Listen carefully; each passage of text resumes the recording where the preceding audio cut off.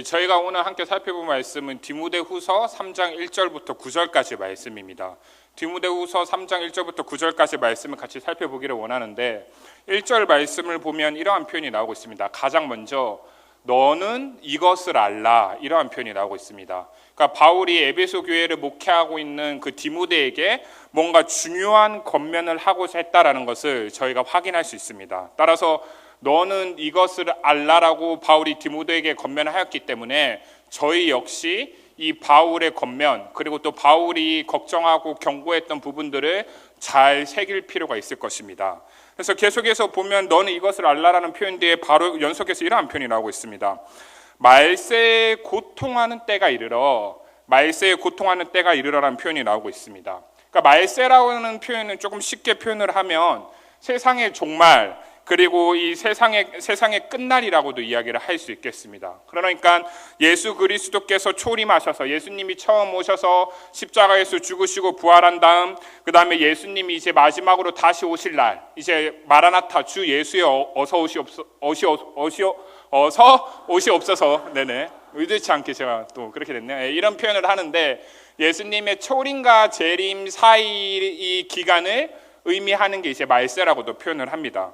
그러니까 중요한 것은 저희가 좀 생각해 볼 부분이 무엇이냐면, 이 말세가 다른 어떠한 때가 아니라 저희가 천국 가기 전에 마주할 막 그런 날이 아니라 저희가 매일매일 살아가고 있는 지금 이 시대, 그러니까 이 하루하루의 순간이 말세라는 것을 잘 인식할 필요가 있습니다.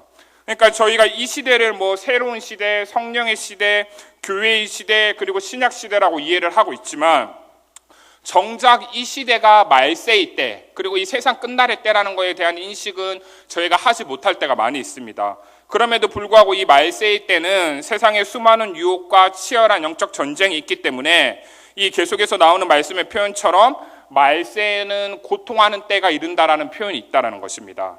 그래서 이 말세에는 어려운 때가 있고 고통받는 때가 있고 고난이 있는데, 그렇다면 저희는 이러한 말세를 살아가면서 무엇을 경계하고 또 어떻게 살아야 되는가? 이 내가 살아가고 있는 이 시대가 말세의 때인데 나는 무엇을 어떻게 살아가야 되는가에 대해서 생각해 볼 필요가 있을 것입니다. 우선 저희의 모습을 생각해 보기 전에 일반적으로 이 말세를 대하는 두 가지 반응, 그러니까 두 가지 모습, 양극단의 모습을 생각해 볼 필요가 있습니다. 첫 번째 모습은 이러한 모습입니다. 이 저희가 살아가는 하루하루가 말세라고 제가 이야기했음에도 불구하고, 또 성경이 그렇게 분명하게 선포하고 있음에도 불구하고, 저희가 정말 한치 앞을 모르는 인생인데 마치 이 땅의 삶이 전부인 것처럼, 그리고 영원한 것처럼 내가 이 땅에서의 삶을 살아갈 때 계획하고 선택하고 결정하면서, 그래서 뭔가 그 말세는 나와 먼 것 같은 그러한 식으로 생각하면서 살아가는 경우가 되게 많다라는 것입니다. 이러한 모습은 다른 말로 이 주님이 말씀하시는 말세의 때에 대해서 무관심하고 무시하다는 것을 알 수 있는 것입니다. 그리고 또 하나의 모습은 모든 것을 다 버려두고 교회에서의 신앙생활에만 몰두하며 쉬운 말로 이제 휴거를 기다리는 그러한 모습이라고 할 수 있겠습니다. 그러니까 조금 쉬운 예로 이전에 있었던 그런 다미성교회, 그게 굉장히 이슈가 됐었죠. 그러니까 뭔가 주님이 이제 말세고 주님이 재림하시기 때문에 모든 것을 다 제쳐놓고 기도만 하고 찬양만 하고 예배만 드리고 휴거만을 기다려야 된다라는 이러한 모습이 말세를 기다리는 모습이라고 볼 수 있는 것입니다. 따라서 이러한 두 가지 모습을 보면서 저희는 생각을 해볼 필요가 있습니다. 이 첫 번째로 살펴본 무관심이나 무지 태도도 저희가 가져야 될 합당한 태도가 아니며, 또한 뭔가 종교적이고 맹목적인 열심만 가지는 이러한 자세와 태도도 잘못된 태도라는 것을 알 수 있습니다. 그렇다면 저희가 진짜 조심하고 돌아봐야 할 부분이 있습니다. 우리는 이 말세의 때에 어떻게 주님을 기다려야 하는가? 우리가 경계하고 조심하며 살아가야 되는 신앙생활의 모습이 무엇인가에 대해서 오늘 본문은 정확하게 이야기를 하고 있습니다. 그러니까 조금 더 쉬운 이야기로 하면 이런 것입니다. 종말론적인 신앙, 그러니까 이미와 아직의 긴장 사이 가운데 살아가는 사람들은, 그리고 진실로 그 예수님의 부활을 믿고 주님의 재림을 사모하는 자의 신앙이라면, 그리고 이 땅의 삶이 끝이 아니라 나그네로 주님 만날 것을 기대하며 살아가는 자의 신앙이라면, 그러니까 천국 본향을 그리는 자의 신앙이라면, 그러니까 지금까지 제가 말했던 이러한 신앙을 가진 사람이라면 정말 이 세상, 그러니까 현실에 대한 분명한 인식을 가지고 있고 또 이 치열한 영적 싸움이 얼마나 중요한지를 알고 있는 사람입니다. 그러니까 내가 정말 이 말세라는 거에 대한 분명한 신앙적 내용과 인식을 가지고 있다면 내가 살아가는 이 하루하루가 얼마나 중요한 현실이고 내가 이 살아가는 하루하루가 치열한 영적 전쟁 가운데 있다라는 것을 인식하고 있다라는 것입니다. 그러니까 내가 정말 이 땅에서의 삶을 정말 천국을 사모하는 나그네로 살아가는 자는 대충 살아가지 않습니다. 그러니까 이러한 종말론적인 신앙을 가지고 있는 사람은 교회 안과 교회 밖에 나눠진 신앙생활을 하는 것이 아니라 주일에 교회 와서만 그리고 예배 때만 신앙적인 신앙인으로 살아가는 것이 종교적인 그리고 뭔가 열심히 있는 신앙인으로 살아가는 것이 아니라 교회 안에서든 교회 밖에서든 항상 주님을 따르고 주님을 기다리고 주님을 사모하는 그러한 신앙인의 모습으로 살아간다라는 것입니다. 그러면 이러한 신앙인으로 살아가는 모습을 저희가 좀 같이 살펴보기를 원합니다. 이 말씀은 2절부터 5절까지를 좀 구체적으로 살펴보기를 원하는데 2절부터 보면 이러한 표현이 나옵니다. 이 말세에 고통하는 때가 이르렀는데 어떠한 모습이냐 하면서 이제 바울이 그 모습을 설명을 하고 있습니다. 이 2절을 보면 이런 표현이 나옵니다. 사람들이 자기를 사랑하며 그리고 돈을 사랑하며 그리고 이제 여러 표현들이 쭉 나오죠. 그리고 이제 4절에 마무리를 하면서 쾌락을 사랑하기를 하나님 사랑하는 것보다 더하며 유명한 말씀입니다. 5절 경건의 모양은 있으나 경건의 능력은 부인하니 이 같은 자들에게서 내가 돌아서라 이러한 말씀을 하고 있다라는 것입니다.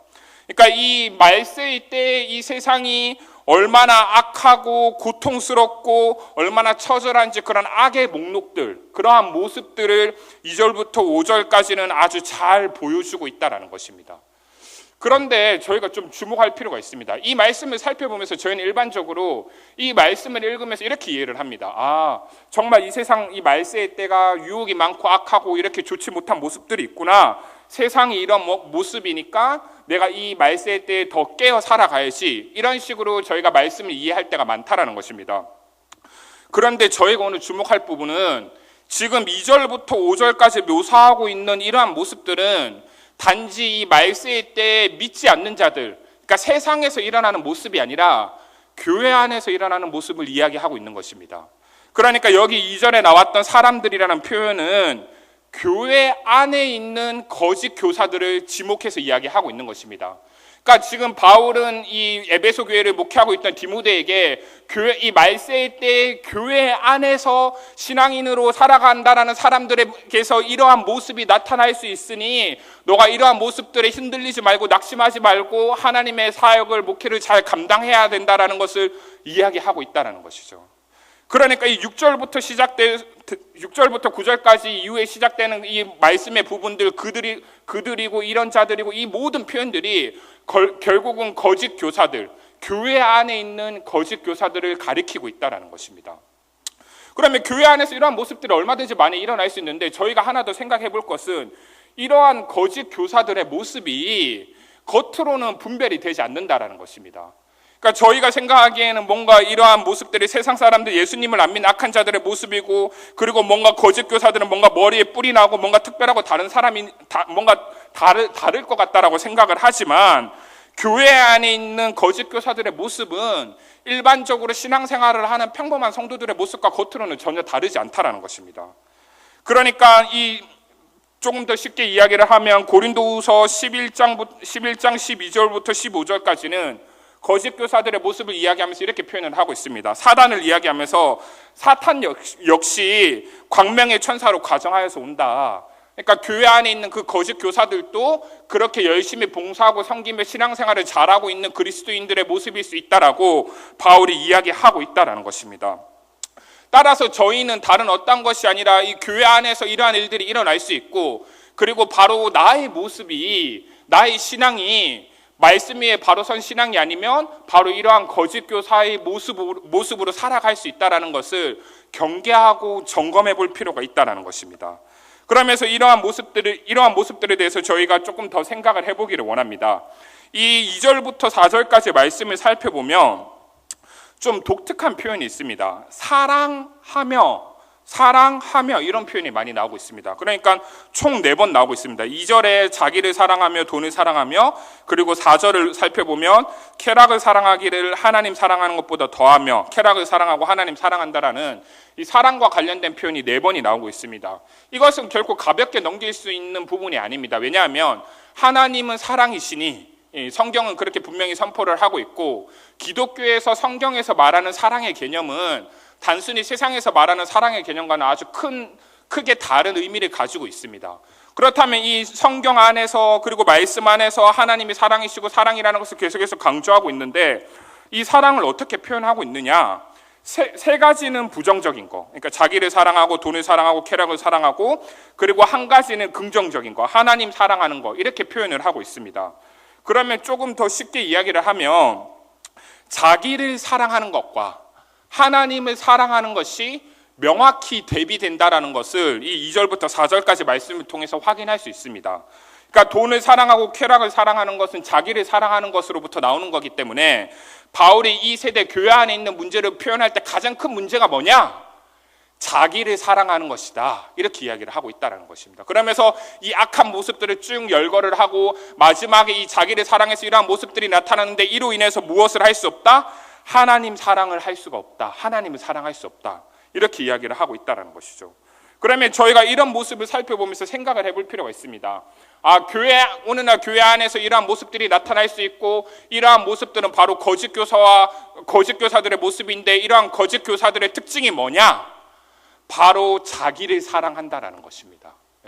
뭔가 신앙생활 열심히 하고 예배 잘 드리고 말씀을 잘 듣고 나름 열심으로 교회 안에서 봉사를 하고 내가 예수님을 사랑하고 예수님 믿고 구원받았다라고 고백하지만, 이러한 자들의 그 내면에는 무엇이 있느냐? 거짓 교사로서 바로 자기를 사랑하는 자기에게 집착하고 사랑하는 그러한 마음이 있다는 것입니다.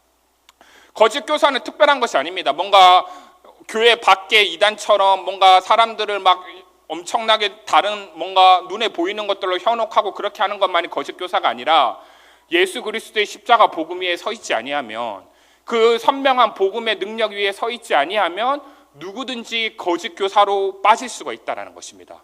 성경은 말씀에도 분명히 이야기를 하고 있습니다. 그런 중 누구든지 선질로 넘어질까 조심하라.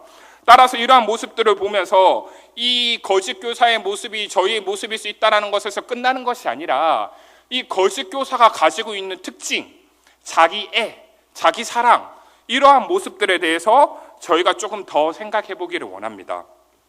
정말 내가 하나님의 말씀대로 하나님의 뜻대로 하기를 원하고, 정말 하나님의 말씀과 하나님의 뜻을 알기를 원합니까?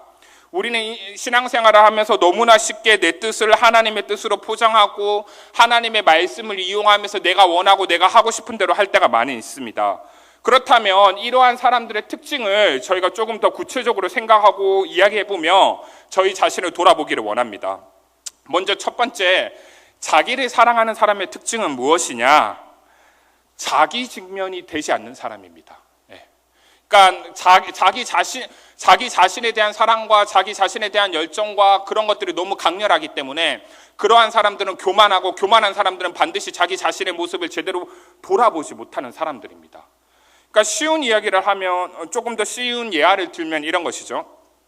제가 그 어머니와 통화를 할 일이 있었습니다. 근데 이제 어머니 교회가 한번 이렇게 분열되는 아픔을 겪고, 그리고 이제 새로운 목사님을 청빙하셔서 지금은 이제 안정적으로 더 부흥하고 성장해서 교회가 성장하고 있습니다. 안정적으로. 그런데 어머니께서 이제 권사님이시니까 하루는 저에게 전화하시면서 이런저런 이야기를 하시는데, 저에게 이런 이야기를 하시는 겁니다. 어머니가 뭐 이제 권사님과 장로님들에게 들리는 이야기가 있으니까 담임 목사님이 이런 부분에서 재정을 이렇게 사용하시고, 또 이거는 이렇게 너무 즉흥적으로 말을 하시고, 참 이런 것들은 아쉽다 뭐 이런저런 이야기, 그러니까 뭔가 당회에서나 아니면 권사님들에게 들은 이런 아쉬운 이야기들을 이제 저에게 하시는 거죠.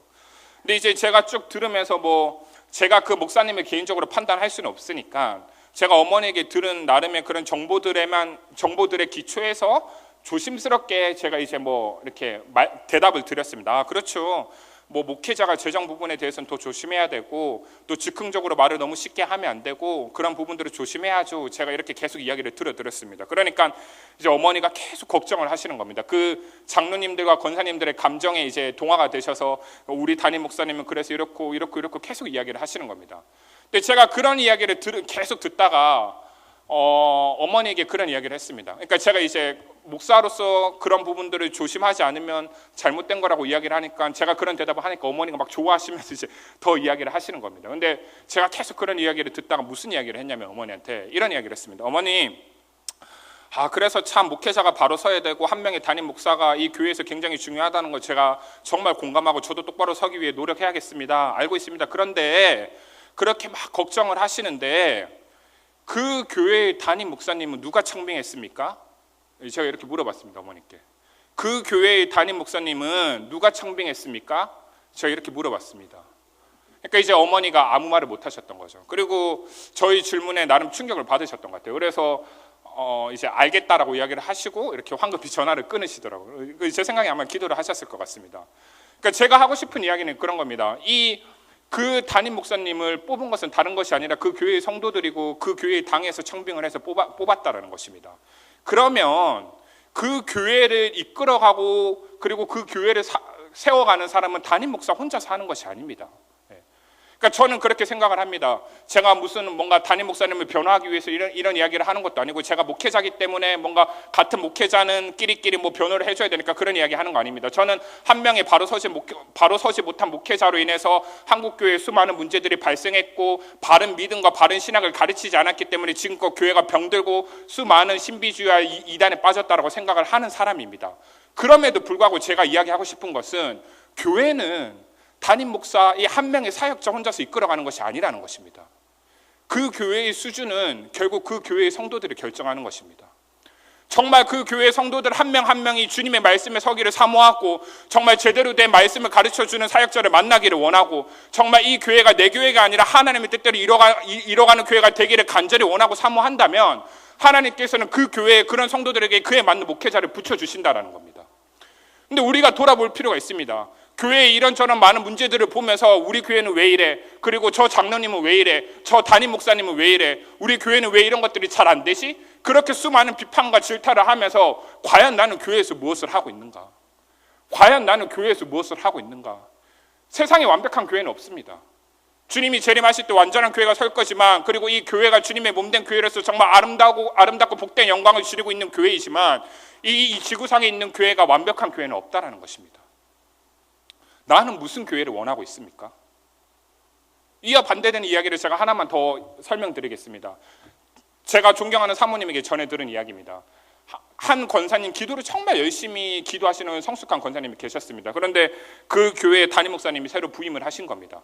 근데 권사님이 영적인 감각이 있고 뛰어나시니까 기도를 하시고 설교를 들으시는데 권사님이 이미 판단이 되신 겁니다. 저 목사님 복음을 모르시구나. 말씀에 대해서 해박한 지식으로 말씀을 탁월하게 설명을 하시지만 정작 저 목사님 복음을 모르시는구나. 권사님이 그거를 캐치하셨다는 거죠. 그러면 만약에 여러분이 그 권사님이라면 어떻게 하시겠습니까? 우리 교회 또 잘못된 담임 목사 왔네. 진짜 어떻게 목사가 저런 것도 몰라, 복음을 몰라. 이렇게 판단하실 겁니까? 그 권사님이 어떻게 하셨는지 아십니까? 그때부터 한마디도 안 하고 밤낮으로 계속 기도하셨습니다. 한마디도 그 누구에게도 말하지 않고 혼자서 눈물을 흘리시면서 그 목사님을 위해 교회를 위해 기도하셨습니다. 그런데 시간이 지나고 어느 날 그 목사님께서 설교를 하시다가 우시면서 이야기하셨습니다. 되게 부끄러운 이야기지만 내가 목회자지만 이제서야 복음을 알았다고. 내가 이제서야 복음을 알았다고. 그러면서 그 우시고 권사님도 함께 우시고 그러면서 그 예배를 들으셨던 것을 사모님이 저에게 전해주셨습니다. 저희가 생각을 해볼 필요가 있습니다. 자기 직면이 되지 않는 사람은 그리고 자기 자신에게 심취해서 자기가 가지고 있는 열정과 자기가 생각하고 있는 기준과 자기가 알고 있는 그 말씀에 대한 지식이 전부라고 생각하는 사람은 자기를 보는 것이 아니라 남을 판단하고 교회를 판단하고 정죄하고 비난하기 바쁘다는 것입니다. 문제를 보면서 항상 남 탓을 하고 핑계를 하고 원망을 하고 불평을 하고 분노를 하고 있다는 것이죠. 근데 저희는 생각해 볼 필요가 있습니다. 나는 어떻게 반응하고 있는가? 나는 이 교회의 이러한 문제들 앞에서 나는 무슨 생각을 하고 있고 어떻게 기도를 하고 있고 무슨 행동을 해야 되는지 진지하게 점검을 해보고 있는가 생각을 해볼 필요가 있다는 것입니다. 이러한 자기 사랑을 가진 사람의 특징에 대해서 조금 더 구체적으로 두 번째로 이야기를 할 수 있습니다. 이것 역시 또 좋은 예화로 함께 이야기를 할 수 있을 것 같습니다. 예를 들면 이런 것이죠. 저희 큰아버지가 큰 사업을 하십니다. 그래서 회사를 운영하고 계신데, 제가 20대 초반에 젊었던 날에 그 회사에 들어가서 밑바닥에서부터 이렇게 일을 했던 적이 있습니다. 근데 저는 그 회사에 들어가기 전에 큰아버지가 그 회사를 믿음으로 세우셨고 그 큰 회사를 운영하시기 위해서 얼마나 고군분투하시고 잠을 못 자시고 수고하고 노력하시는지를 옆에서 보고 들었고 잘 알고 있었습니다. 그런데 제가 그 회사에 들어갔었을 때 그 직원들이 저희 큰아버지 사장님을 욕을 하는 겁니다. 왜냐하면 이제 부하들이니까, 직원들이니까. 그래서 큰아버지 이런 부분들이 불만이고, 그리고 이런 부분들이 연약하고, 그리고 이런 게 답답하고, 막 계속 그런 이야기들을 계속 하는 겁니다. 제가 그런 것들을 듣는데, 제가 그런 것들을 들으면서 직원들의 비판과 불만 가운데 큰아버지의 연약함을 알기 때문에 잘못된 부분도 있고, 윗사람의 입장과 아랫사람의 입장을 다 보면서 가운데 서면서 객관적으로 다른 것들을 많이 판단하고 고민을 하였습니다.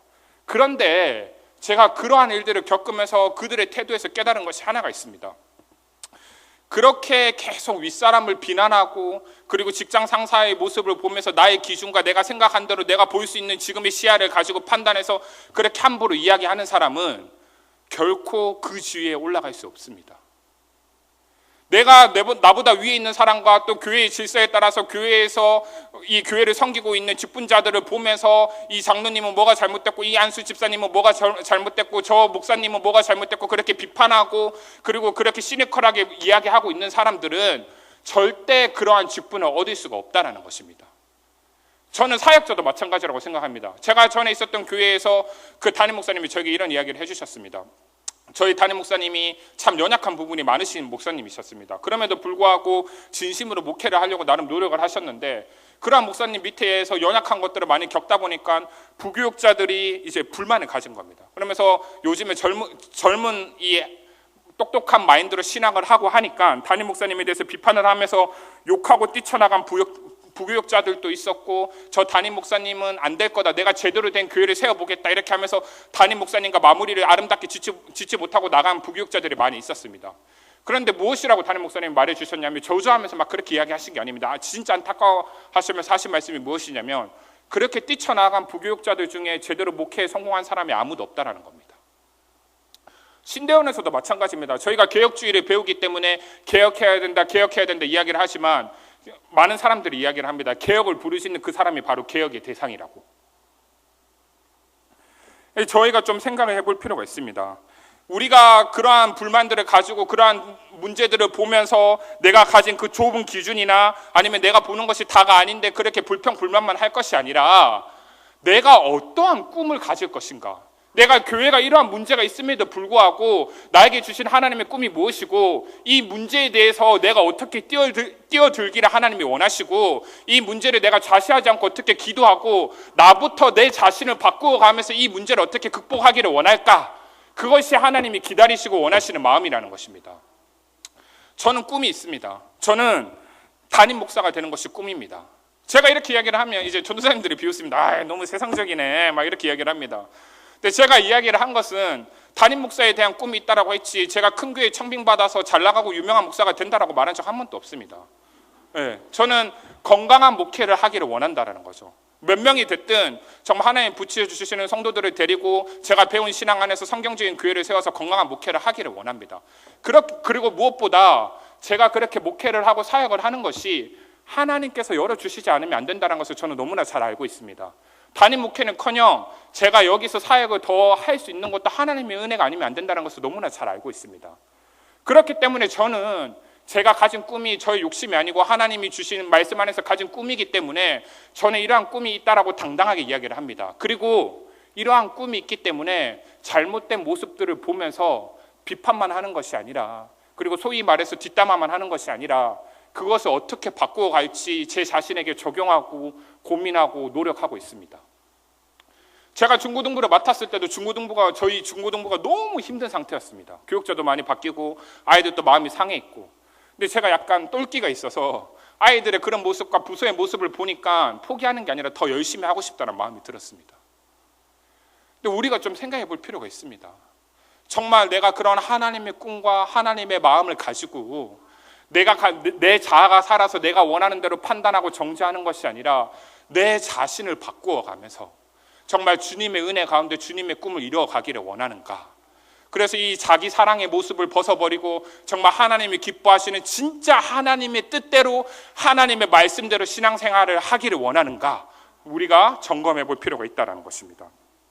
그러면서 계속해서 조금 더 이야기를 해보기를 원합니다. 결국 문제는 나 자신을 점검하는 것이며 내가 어떻게 반응하고 어떠한 꿈을 꾸고 있는지 점검하는 것이 중요하다고 제가 말씀드렸습니다. 이것이 그런데 조금 더 연결해서 이야기를 하자면 교회의 문제와 반드시 연결이 될 수밖에 없습니다. 그러니까 제가 중고등부 때 설교를 하고 아이들에게도 가르치면서 이야기를 했지만, 구원받은 신자는 예수 그리스도에 의해서 예수 그리스도의 몸된 교회로 부르심을 받은 구원받은 성도들은 반드시 교회적인 존재입니다.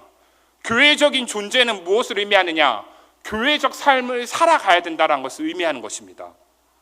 그러니까 교회적 존재로서 교회적 삶을 살아야 되고, 이 하나님의 꿈과 계획인 하나님 나라, 곧 이 교회가 무엇인지를 제대로 안다면 예수님을 믿는 신자는 반드시 교회를 사랑하고 교회를 꿈꾸게 되어 있습니다. 정말 주님을 사랑한다라는 것은 주님을 사랑해서 내가 개인적으로 내가 주어진 직장에서 교회 밖에서 신앙생활을 얼마나 열심히 잘하는가를 의미하지 않습니다. 주님을 사랑한다라는 것은 교회를 사랑하는 겁니다. 주님이 말씀하셨습니다. 주님의 몸된 교회를 내가 나의 핏값으로 샀다라고.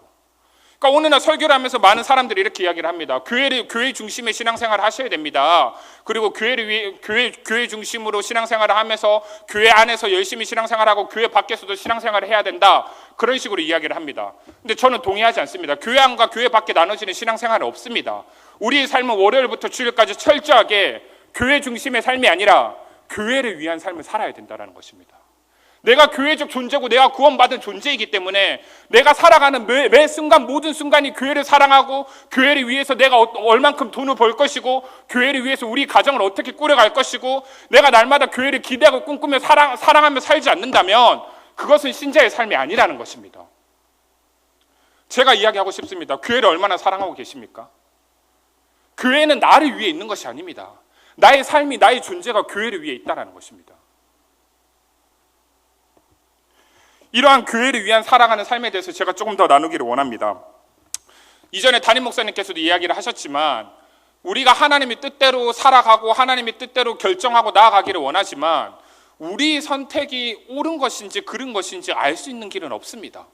내가 나름 하나님의 뜻을 구하면서 최선을 다해서 느헤미야처럼 하나님의 음성을 듣지 못할지라도 정말 그 하나님의 말씀을 보면서 하나님의 뜻대로 노력하려고 하는 그 진심이 중요한 것이지, 내가 얼마나 신학적으로 많은 지식을 알고 이것이 말씀대로 행동하는 건가 아닌 건가 그런 걸 일일이 다 분석해서 내가 완벽한 선택을 했을지언정 그 마음이 하나님을 향한 진심이 아니라 나의 의와 나의 지식과 나 자신에 대한 마음으로, 나의 열정으로, 하나님의 열정이 아니라 나의 열정으로 가득 찼다면 그 선택이 아무리 성경적이고 말씀적인 선택일지언정 하나님이 기뻐하시는 선택이 아닐 수 있다는 겁니다.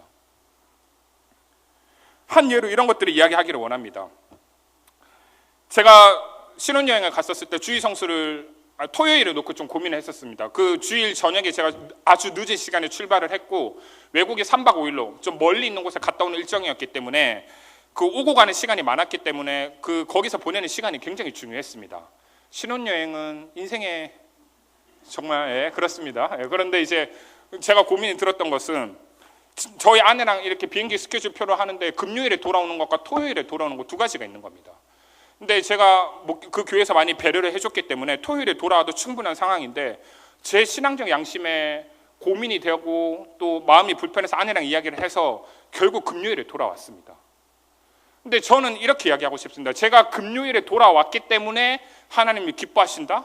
그렇게 생각하지 않습니다. 제가 가장 존경하고 사랑하는 저랑 친한 전도사님은 신혼여행 갔다가 비행기를 놓치셔서 주일을 거기서 보내고 오셨습니다. 완전 충격적인 이야기죠. 근데 저는 그 전도사님의 믿음과 그 중심이 저보다 못하다고 절대 생각하지 않습니다.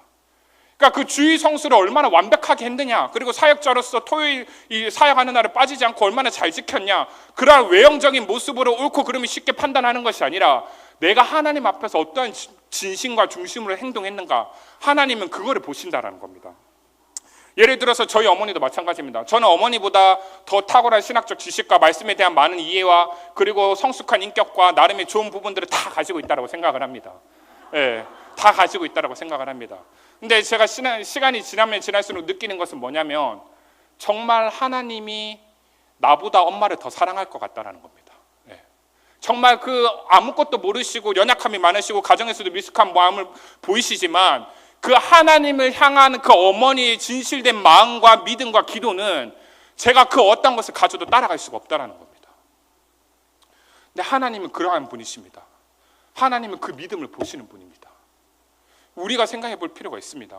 교회를 꿈꾸고 교회를 위해서 살아가야 된다라고 하지만 두 가지 부류가 있습니다. 첫 번째, 내가 교회를 위한다라고 하면서 늘 날마다 모든 예배 나오고 교회에서 많은 봉사와 많은 성기가 많은 헌신을 하지만 사실은 그것이 나의 열정과 나의 계획과 나의 마음과 나의 뜻으로 하는 경우가 너무 많습니다. 그래놓고 하나님께 이렇게 이야기하는 겁니다. 하나님 제 마음 아시잖아요. 저 진짜 하나님 사랑해서 이렇게 열심히 했어요. 하나님 사랑해서 이렇게 했어요.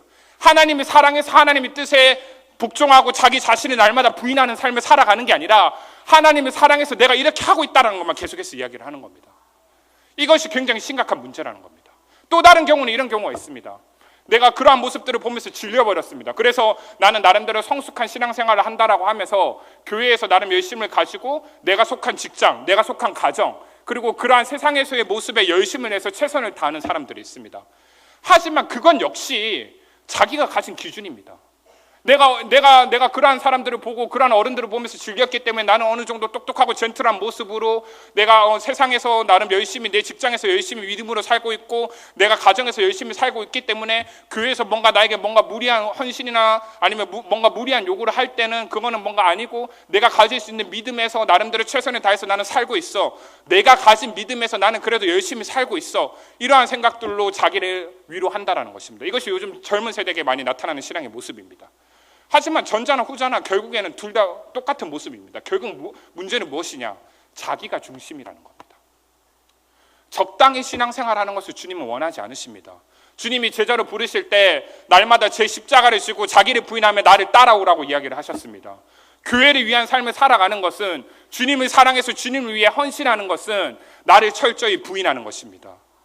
우리 자신을 생각해 볼 필요가 있습니다. 저희는 자기 자신을 얼마나 부인하고 있습니까? 그리고 정말 이 교회를 사랑해서 이 교회를 위해서 나의 모든 것을 드리고 있습니까?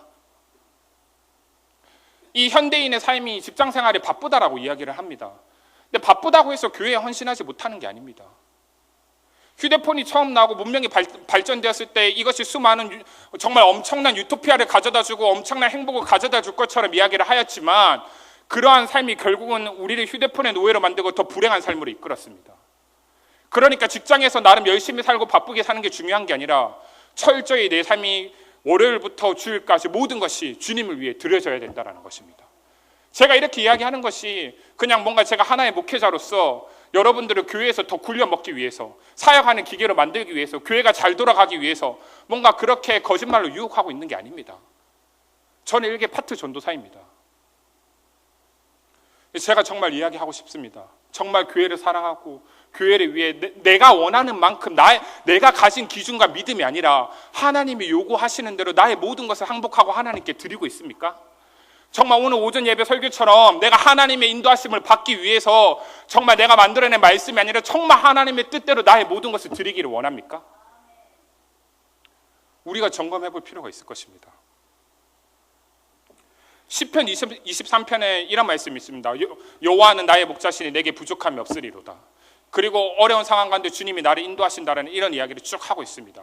그런데 우리는 이 말씀을 들으면서 어려운 상황 가운데 많은 위로를 받고 소망을 가집니다. 그러면서 여호와는 나의 목자가 되셔서 나에게 부족함이 없다. 어려운 상황 가운데서 나의 목자가 되셔서 나를 인도하시고 나의 아버지가 되셔서 능력의 하나님이고 이러한 이 시편 23편을 암송하면서 그러한 위로를 많이 받습니다. 그러한 위로가 틀리지 않았다고 저는 생각합니다. 근데 생각해 볼 필요가 있습니다. 나의 목자가 되신다라고 이야기를 하고 있습니다. 양과 목자의 관계는 양은 목자가 없으면 절대 살아갈 수 없습니다. 양은 철저하게 목자에게 의존해야 되는 존재입니다. 그러니까 여호와께서 나의 하나님, 나의 목자, 나의 무엇이 되셨다는 게 중요한 게 아니라 여호와가 내게 부족함이 없으려면 내가 먼저 주님의 철저한 양이 되어야 되고 주님이 나의 완벽한 목자가 되어야 된다는 것입니다. 나는 정말 주님을 나의 목자로 인정하고 그 주님의 몸된 교회를 사랑하면서 살아가고 있습니까? 제가 금요 기도회 때 나와서 기도할 때 이런 마음이 들었습니다. 제가 별거 아니고 저는 이 교회에 언제 있다 언제 떠날지 모르는 존재지만 금요 기도회 기도할 때 이 교회를 위해서 기도하게 하셨고 이 교회의 성도들이 수요일에 금요일에 나오지 않아서 기도하지 않는 것에 대해서 하나님이 눈물을 흘리며 기도하게 하셨습니다. 지금 제가 얼마나 열심히 기도했는가를 자랑하기 위해서 이야기하는 게 아닙니다. 저는 내가 나중에 제가 하나님께서 허락하신다면 세워갈 교회가 있지만 이 교회 역시 주님의 교회입니다. 이 교회를 위해서 얼마나 기도하고 무엇을 얼마나 더 내어놓고 계십니까? 내가 얼마나 더 많은 것을 벌고 우리 가정이 얼마나 더 행복하는 것이 그렇게 중요합니까? 저희 아내는 제가 사역자라서 저희 가정을 내어준 게 아닙니다. 주님을 사랑하고 교회가 무엇인지 알기 때문에 제가 교회에서 그렇게 주일에 늦게까지 헌신을 하더라도 아내가 용납을 하는 것입니다. 저는 수련회 때 저희 중고등부가 은혜를 받은 것이 제가 탁월해서 제가 잘해서 은혜를 받았다고 생각하지 않습니다. 수요일에 제가 남아서 기도했었을 때 어느 한 성도님이 끝까지 남아서 교회를 위해서 기도하시는 모습을 제가 봤습니다. 그 내용을 듣지는 않았지만 그러한 성도님들 한 명 한 명의 기도가 쌓였기 때문에 저희 중고등부가 수련회에서 그러한 은혜를 받을 수 있었다고 생각합니다. 교회는 하나님의 은혜 가운데 저희 자신을 통해서 변화되는 겁니다. 저희가 생각해 볼 필요가 있습니다. 내가 정말 교회를 사랑한다라고 하면서 사실은 거짓 교사의 모습으로 누구를 유혹하고 가르치고 내 사상을 전하고 하나님의 질서를 어지럽히고 내가 더 높아지고 인정받으려고 하고 있지는 않은가? 아니면 정말 주님의 교회를 세우기를 원하는가? 우리가 같이 생각해 보기를 원합니다. 오늘 계속되는 말씀이 이렇게 이야기를 하고 있습니다. 6절부터 이 9절까지 말씀은 그러한 거짓 교사들의 모습을 이야기하고 있습니다. 그래서 어리석은 여자를 유혹하지만 그 욕심이 이끌려서 그 무지한 사람들이 연약한 여자들이 그들에게 넘어가고 또 진리를 대적하면서 그들이 활개치지만 9절에 이러한 표현이 나오고 있습니다. 그러나 그들이 더 나아가지 못할 것은 저 두 사람이 된 것과 같이 저 거짓 교사들이 된 것처럼 그들의 어리석음이 드러날 것임이니라. 그러니까 분명히 자기를 위해 살아가는 사람은 그들의 열매로 드러나게 되어 있습니다. 우리는 경계하고 우리 자신을 돌아보며 날마다 믿음 위에 예수 그리스도의 십자가 복음 위에서 우리가 얼마나 죄인된 존재로서 하나님의 은혜가 아니면 살아갈 수 없고 전적인 하나님의 은혜 가운데 교회를 사랑하고 바른 믿음을 세워가는 자들이 되어야 된다는 것을 점검하고 기도하고 깨어 있어야 될 것입니다. 주님은 말씀하십니다. 말세의 때에 너희가 다른 어떠한 것이 아니라 자기를 사랑하는 것을 경계해야 된다고. 그래서 저희가 오늘 말씀을 살펴보며 자기를 사랑하는 자기 안에 높아진 자기 자신에 집착하는 그런 마음들을 내려놓고 주님의 말씀대로 주님 앞에 자기 자신을 드리는 그러한 은혜가 있을 수 있기를 간절히 원합니다.